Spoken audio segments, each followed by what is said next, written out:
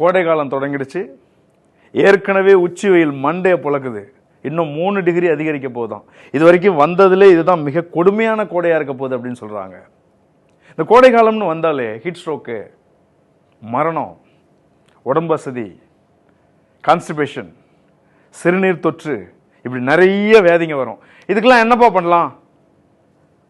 ஒரு சொல்யூஷன். மனித உடல் 60லேருந்து 70% தண்ணீரை கொண்டது. இந்த சதவீதம் சரியா சீராக இருக்கும்போது எந்த வியாதியும் கிடையாது. உடம்பு தன்னைத்தானே பார்த்துக்கும். இப்போ வெயில் அதிகமா இருக்கு, இல்லை அதிகமா வியர்க்குது, அப்போ உடம்புல இருக்கிற நீர் சத்து கொஞ்சம் வெளியில போகுது. நீர் சத்து குறைஞ்ச உடனே உடம்பு போராட ஆரம்பிக்கும், தாகமா வரும். அப்பயும் கண்டுக்காத போது வேர்வையை குறைக்கும், அப்போ உடம்பு இன்னும் சூடாகும். அப்போ சிறுநீருக்கு அனுப்பக்கூடிய நீரை அது கண்ட்ரோல் பண்ணும், உடம்பு இன்னும் சூடாகும்.